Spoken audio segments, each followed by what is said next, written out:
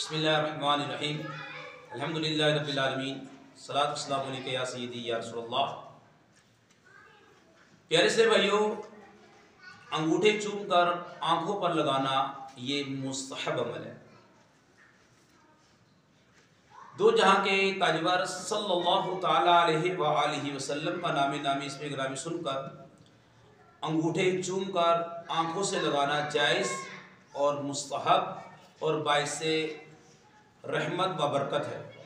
نیز ایسا کرنا آدم علیہ السلام اور ابو بکر صدیق رضی اللہ تعالی عنہ سے ثابت ہے۔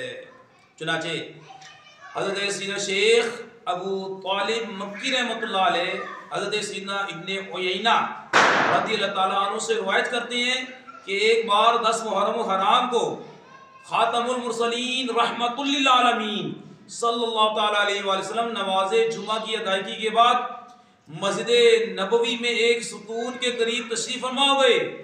حضرت ابو بکر صدیق رضی اللہ تعالیٰ عنہ بھی آپ صلی اللہ علیہ وآلہ وسلم کے برابر میں بیٹھ گئے۔ مؤذن رسول حضرت سیدنا بلال حبشی رضی اللہ تعالیٰ عنہ نے اذان دینا شروع کی، اور جب انہوں نے کہا اشہد ان محمد رسول اللہ، جب انہوں نے کہا تو حضرت ابو بکر صدیق رضی اللہ تعالیٰ عنہ نے اپنے دونوں انگوٹھوں کے ناخنوں کو اپنی دونوں آنکھوں پر رکھا اور کہا قرۃ عینی بکا یا رسول اللہ۔ جب حضرت سیدنا بلال حبشی رضی اللہ تعالیٰ عنہ اذان دے چکے تو آپ صلی اللہ علیہ وآلہ وسلم نے ارشاد فرمایا، اے ابو بکر، جو شخص ایسا کرے جیسا تم نے کیا، اللہ پاک اس کے اگلے پچھلے تمام گناہ معاف فرما دے گا۔